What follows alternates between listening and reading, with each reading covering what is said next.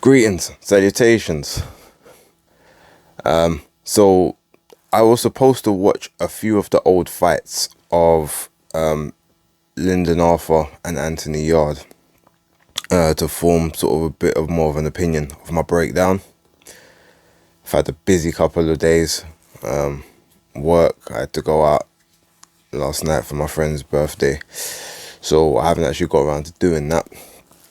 So my prediction and breakdown of how I see the fight again is kind of going to have to just be off memory, some of those fights. So I could possibly be wrong in some of the aspects of like what they do best and what they struggle with, but I'll give it a try.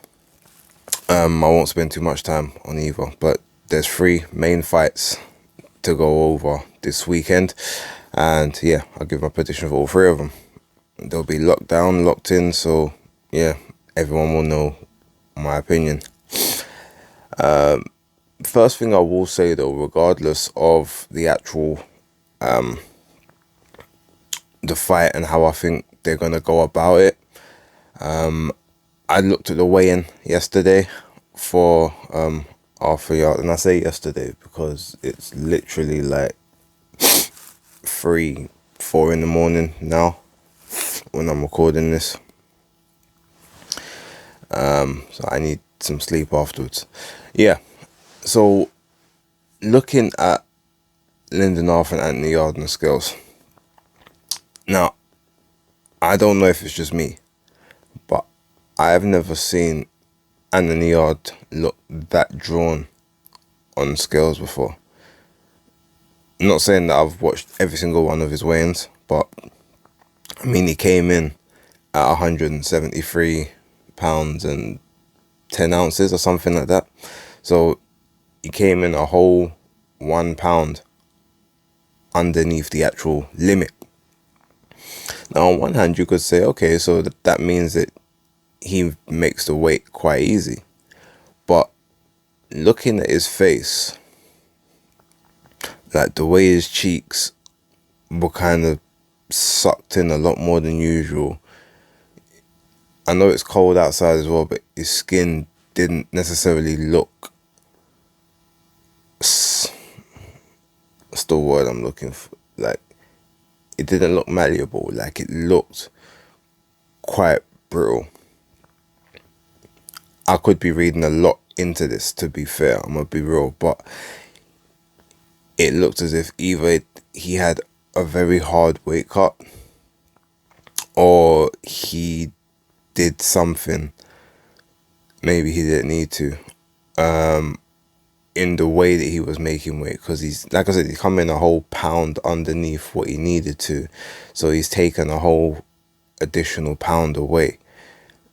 Now that might show up when it comes to stamina, it might show up in the sense of punch power, maybe he's, you know, some of his energy might not be there. So this to me definitely seems like a fight where he starts fast. Just based on that, I feel like he's got 5 or 6 rounds in him at any sort of decent level. Anything past 6 rounds, and I don't think he manages. So if I look at the way how both of these guys win this fight, well, all right, so let's start with Yarde, since he's the challenger. So the way for Yarde to win this fight is he's got to be prepared to come forward in a high guard, so keeping defensive, but come forward, step into Lyndon Arthur's kill box sensibly, like, because Arthur's got I think Arthur has the longer reach of the two. Obviously he's got the height, so his whole plan realistically is to keep you on the outside for as much of the fight as possible and just pot shot, but land big shots, but land everything from a safe enough distance where he can get himself out of the way when you're trying to engage and return fire. So I think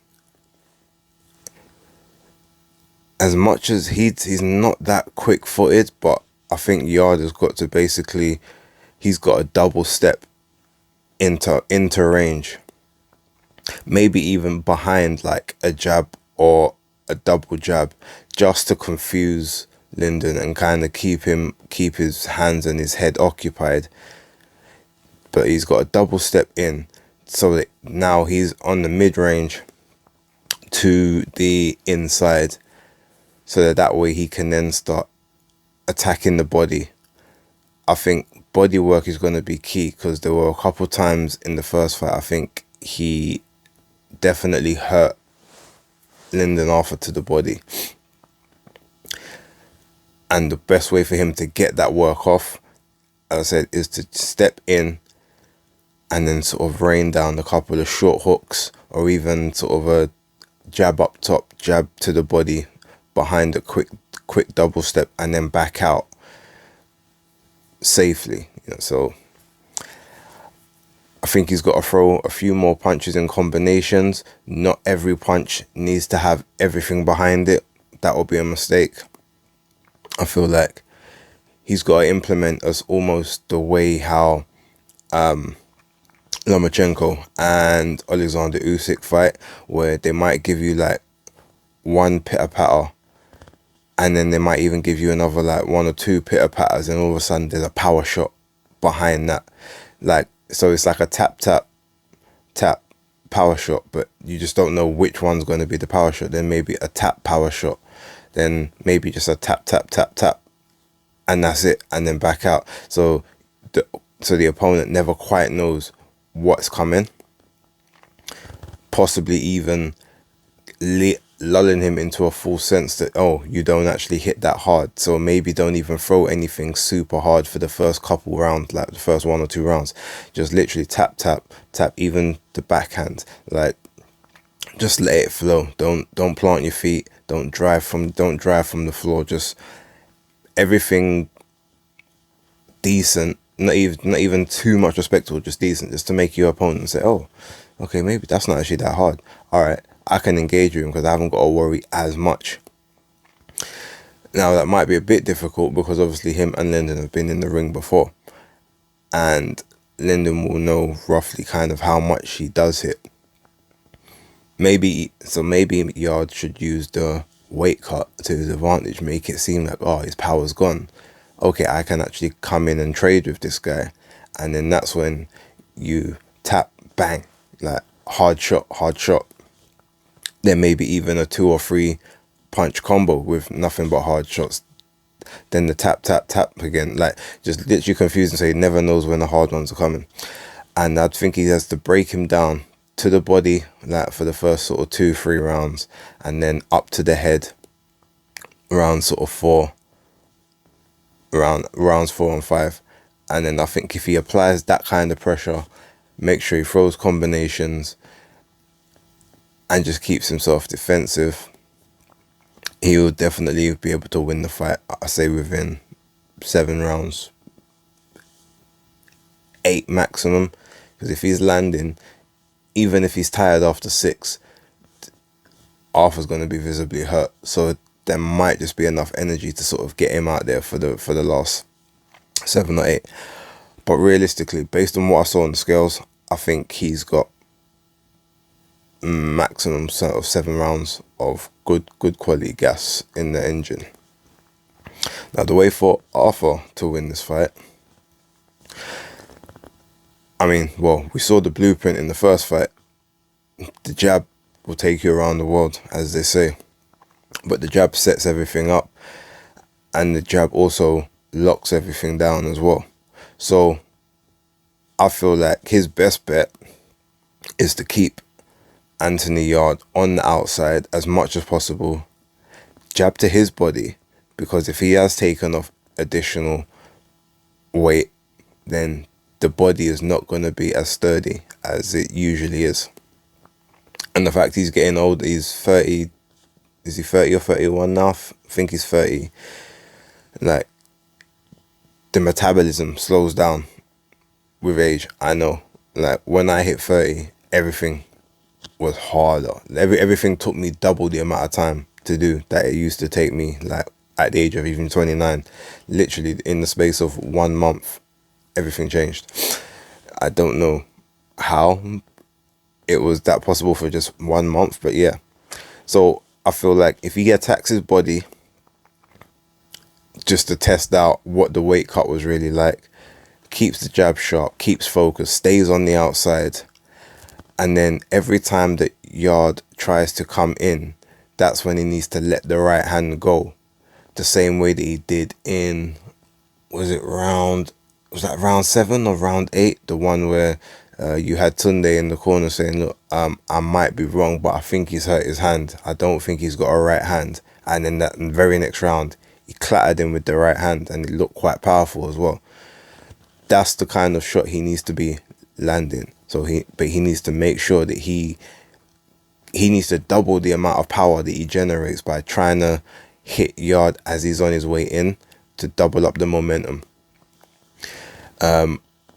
The one thing he cannot afford to do, which he tried to do in spurts in the last fight, and even that he was doing against that David Faraci guy, was stay on the inside, just trying to pseudo arm up, like trying to just block shots that way on the inside.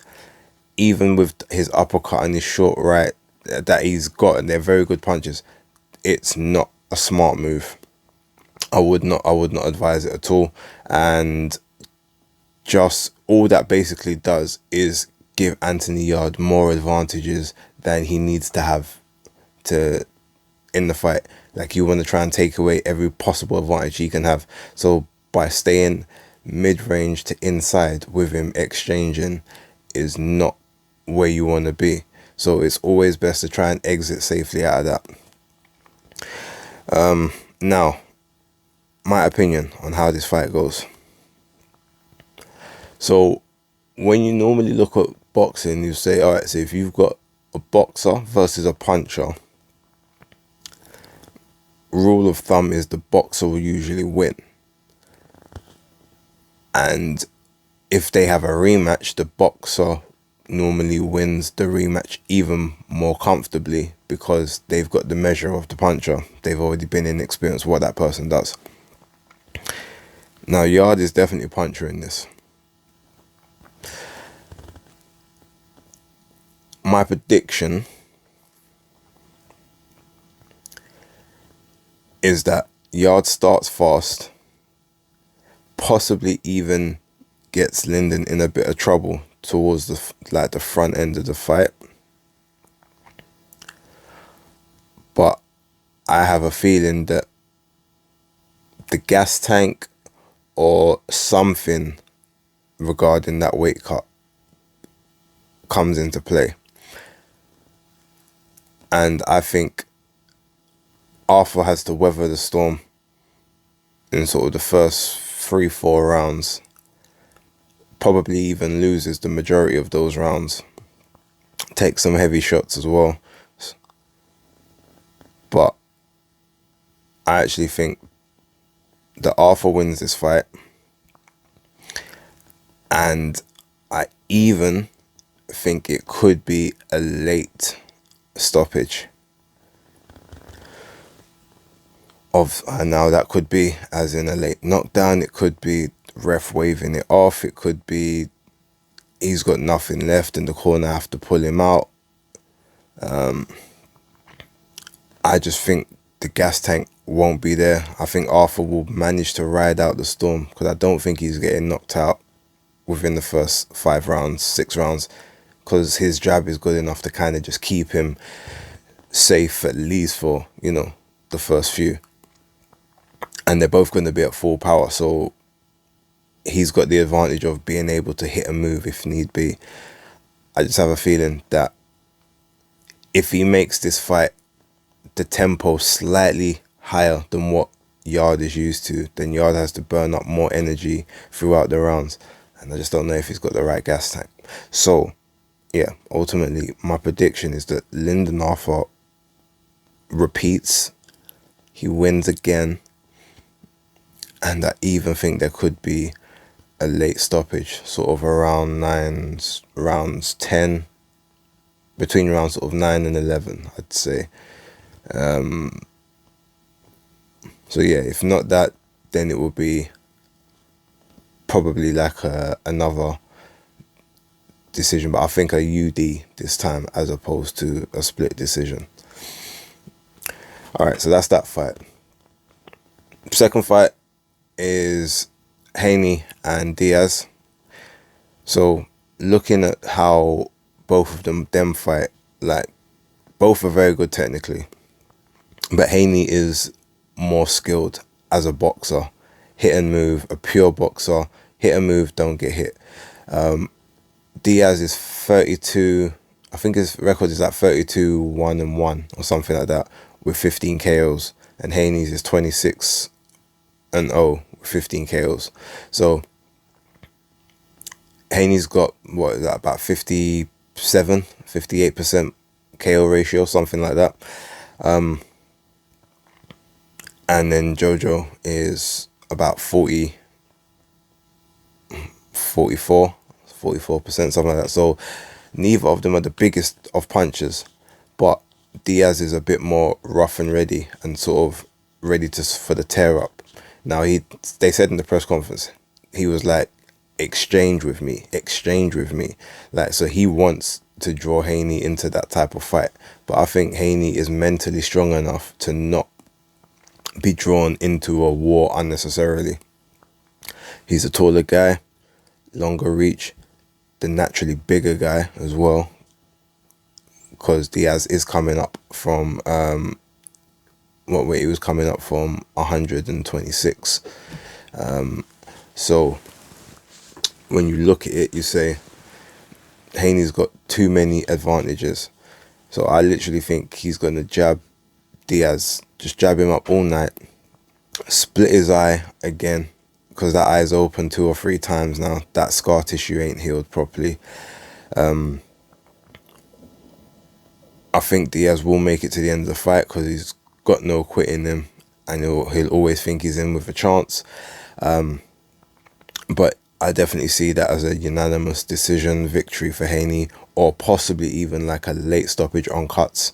Like, it won't be because of a knockdown, it will be just due to, like, yeah, the cuts and stuff, if they get so bad that the ref has to stop it because he can't see. So it will be one of those.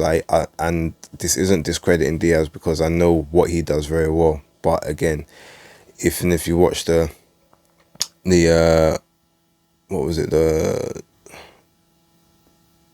Fortuna, if you watch him against Javier Fortuna, I still don't know if I say he won that fight. And again, Fortuna, taller guy, like just sort of the bigger guy, and I feel like it was just a bit of maybe favoritism to the Golden Boy fighter why Diaz won the fight. So very good fighter, but yeah, I'm going with Haney for that one. As I said, UD or possible late stoppage on cuts. Although I've got a hope for the UD, because to keep it interesting, you know, I've got a little bet on it, and I put in for the unanimous decision victory. And I guess the last one to talk about would be Isaac Cruz, even though they call him Isak Cruz, and Gervonta Davis. I think that's on Fight TV, but I won't be purchasing it, so I definitely won't be watching it live Sunday night. Although I might watch the watch along if Adi does the watch along he said he's gonna do. Yeah, I think that the money team don't put Gervonta Davis into any fight where he's not the clear and obvious favourite, or he doesn't have enough of the necessary skills to be able to negate what the other person's good at. I haven't seen much of Isaac Cruz, and I'm not going to pretend that I'd have. From what I've been told, he's very much a come forward type fighter. He's 21-1-1 or something like that. with 15 KOs. So he's got decent power from what is being reported, although I don't know the quality of all the opponents he has faced. He comes in as actually the smaller guy to Davis in terms of height, which is probably one of the first times Davis has had to worry about that. He's never really been the guy who's had to learn how to box long, box tall. So that could be a bit of an adjustment. But this guy seems pretty tough. And yeah, Davis has got power, but I've said before, and I'll say again, I feel like his power is actually overrated, especially at 135 and 140. Because if we look at the Gamboa fight, first fight at 135, he basically got gifted a knockout in the very last round because Jack Cruz just saw that Gamboa had no base left in his feet. There was literally about 50 seconds or a minute left of the round. He was on his way, he was getting back up, he was ready to carry on fighting, and the referee just waved it off, said, no, you've been down enough times. But he had one leg for 11 rounds, and it took Davis until the 12th to knock him out at 135. Against Barrios, it's the same thing. He took 11 rounds to kind of get the stoppage. Santa Cruz at his regular weight where he's supposed to be at 130, yeah, he did that in 6 rounds, but again, Santa Cruz was a much smaller guy coming up and Davis was the bigger guy coming down, so can't really count as much of that in there as well. Now if Isaac Cruz is tough as some people claim, then this actually could go the distance. I would definitely predict that Davis will get it on the scorecards, or even possibly it will be like a late stoppage after, say, anything after round 8. If I was going to predict, I would say he'll probably get a unanimous decision or like a round